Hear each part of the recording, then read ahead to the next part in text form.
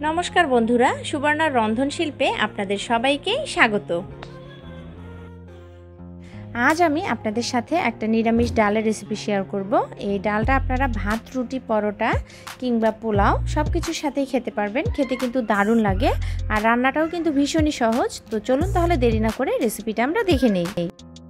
রেসিপিটা ভালো লাগলে অবশ্যই আমার ভিডিওতে একটা লাইক দিবেন এবং আমার চ্যানেলকে সাবস্ক্রাইব করে চ্যানেলের পাশে থাকা বেল আইকনে ক্লিক করে দিবেন। এতে করে আমি নতুন কোনো রেসিপির ভিডিও আপলোড দিলে সঙ্গে সঙ্গে সেই নোটিফিকেশনটা পেয়ে যাবেন। এখানে আমি বুটের ডাল নিয়েছি হাফ কাপ। ডালটাকে প্রায় 30 মিনিট আগে পানিতে ভিজিয়ে রেখেছিলাম। তো ডালটাকে ভালো করে ধুয়ে নিয়েছি। এখন একটা প্রেসার কুকার নিয়েছি, এর মধ্যে দিয়ে দিচ্ছি 2 গ্লাস পানি। এরকম একটা গ্লাস দিয়ে 2 গ্লাস পানি দিয়ে দিলাম। এখন এর মধ্যে দিয়ে দিচ্ছি আগে থেকে ধুয়ে রাখা বুটের ডাল। তার সাথে দিয়ে দিচ্ছি 3টা ফালি করা কাঁচামরিচ। ঝালটা অবশ্যই আপনারা নিজেদের টেস্ট অনুযায়ী দিবেন। স্বাদ মতো লবণ দিয়ে দিলাম। হাফ চা চামচ এখানে আমি লবণ দিয়েছি। হাফ চা চামচের থেকেও কম দিয়েছি হলুদের গুঁড়া। তার সাথে দিয়ে দিলাম 1 চা চামচ সরিষার তেল। এখন এটাকে চুলায় বসিয়ে দিব। আর এখানে নিয়েছি পনির। এটা আমার হোমমেড পনির। তো এখানে প্রায় 250 গ্রামের মতো পনির আছে। পনিরগুলোকে আমি একটু বড় করে টুকরো করে কেটে নিয়েছি। আর এদিকে চুলায় ডালটা বসিয়ে দিয়েছি। আর দেখুন ডালটা ফুটতে শুরু করেছে এবং এর উপর দিয়ে অনেকগুলো ফেনা তৈরি হয়েছে, দেখতেই পাচ্ছেন। এখন হাতা দিয়ে যতটা সম্ভব এই ফেনাগুলোকে তুলে ফেলে দিতে হবে। তো এভাবে হাতা দিয়ে ফেনাগুলোকে ফেলে দিচ্ছি। এখন প্রেসার কুকারের ঢাকনাটা লাগিয়ে দিব এবং এটাকে মিডিয়াম আঁচে 4টা সিটি দিয়ে নিতে হবে। তো প্রেসার কুকারের ঢাকনাটা লাগিয়ে দিচ্ছি এবং 4টা সিটি দিয়ে নেওয়ার পরে ফিরে আসছি। তো প্রেসার কুকারে 4টা সিটি দিয়ে নেওয়ার পরে চুলাটা বন্ধ করে দিয়েছি এবং প্রেসারের গ্যাসটা বেরিয়ে যখন কুকারটা ঠান্ডা হয়ে গেছে ঢাকনাটা খুলে নিয়েছি। আর আপনাদের দেখিয়ে দিচ্ছি, দেখুন ডালটা ঠিক এরকম সেদ্ধ হয়েছে। তো ডালটাকে ঠিক এভাবেই সেদ্ধ করে নিতে হবে, অতিরিক্ত গলিয়ে ফেলবেন না। আর এখানে নিয়েছি 4-5টা ছোট সাইজের আলু সেদ্ধ করে এরকম ছোট ছোট টুকরো করে কেটে নিয়েছি। তো চুলায় একটা ফ্রাইং প্যান বসিয়ে দিয়েছি। এর মধ্যে দিয়ে দিচ্ছি 4 টেবিল চামচ সয়াবিন তেল।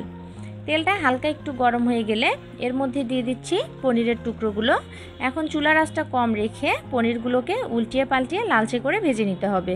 পনিরগুলো ভাজতে কিন্তু খুব বেশি সময় লাগবে না, খুব তাড়াতাড়ি এগুলো ভাজা হয়ে যায়। তো দেখতেই পাচ্ছেন এগুলো ভাজা হয়ে গেছে। এখন এগুলোকে নামিয়ে নিচ্ছি।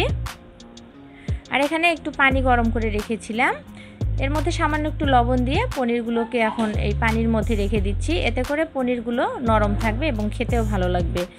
এখন ওই তেলের মধ্যে দিয়ে দিচ্ছি আগে থেকে সেদ্ধ করে টুকরো করে রাখা আলুগুলো।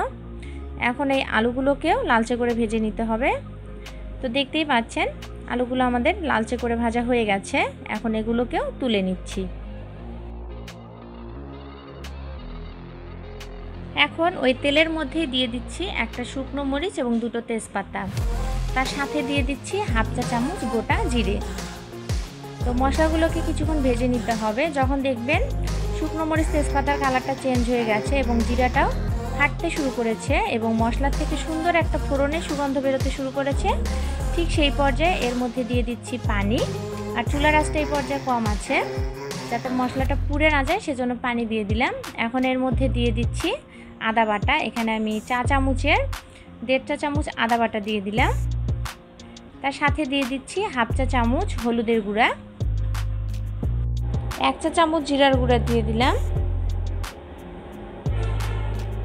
দিয়ে দিচ্ছি হাফ চা চামচ মরিচের গুঁড়া। ঝালটা অবশ্যই আপনারা নিজেদের টেস্ট অনুযায়ী দিবেন। এখন চুলার আঁচটা মিডিয়ামে রেখে মশলাগুলোকে কিছুক্ষণ কষিয়ে নিতে হবে। তো দেখতেই পাচ্ছেন প্রায় 3 থেকে 4 মিনিটের মতো মিডিয়াম আঁচে মশলাগুলোকে কষিয়ে নিয়েছি। মশলার থেকে তেল ছেড়ে দিয়েছে। তো মশলাগুলো খুব ভালো করে কষানো হয়ে গেছে। এখন এই মধ্যে দিয়ে দিচ্ছি আগে থেকে যে আলুগুলো আমরা ভেজে রেখেছিলাম সেটা। আর তার সাথে সামান্য পরিমাণে লবণ দিচ্ছি, যেহেতু আলু ভাজার সময় লবণ দেইনি। পনিরের মধ্যেও লবণটা দেয়া আছে পনিরের পানিতে, আর ডালের মধ্যেও কিন্তু লবণ দিয়ে সেদ্ধ করা আছে, তো সেটা বুঝেই লবণটা দিবেন। এখন এর মধ্যে দিয়ে দিচ্ছি ভেজে রাখা পনিরগুলো। পনিরের পানিটা রেখে দিয়েছি, পনিরগুলোকে প্রথমে দিয়ে দিলাম। এখন এগুলোকে ভালো করে মশলার সাথে কষিয়ে নিতে হবে। কষানো হয়ে গেলে এর মধ্যে দিয়ে দিচ্ছি সিদ্ধ করে রাখা ডাল। এখন ডালটাকে দিয়ে কিছুক্ষণ নাড়াচাড়া করে নিয়ে এর মধ্যে দিয়ে দিচ্ছি পনিরটা, যে পানিতে ভিজিয়ে রেখেছিলাম সেই গরম পানিটা দিয়ে দিচ্ছি।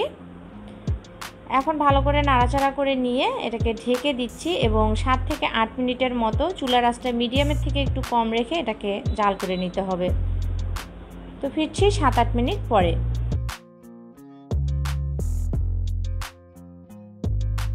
প্রায় 7 থেকে 8 মিনিটের মতো তরকারিটাকে জাল করে নিয়েছি। এখন এর মধ্যে দিয়ে দিচ্ছি হাফ চা চামচ গরম মশলার গুঁড়া এবং 1 চা চামচ ঘি। যে কোনো নিরামিষ রান্নায় যদি আপনারা ঘি ব্যবহার করেন তাহলে কিন্তু এর টেস্টটা বেড়ে দ্বিগুণ হয়। আর আমি যে ঘিটা ব্যবহার করেছি এটা কিন্তু আমার বাড়িতে তৈরি করা ঘি। এই ঘিয়ের রেসিপিটা কিন্তু আমার চ্যানেলে দেয়া আছে, চাইলে আপনারা দেখে নিতে পারেন, কিংবা আপনারা কেনা কোনো ঘিও ব্যবহার করতে পারেন।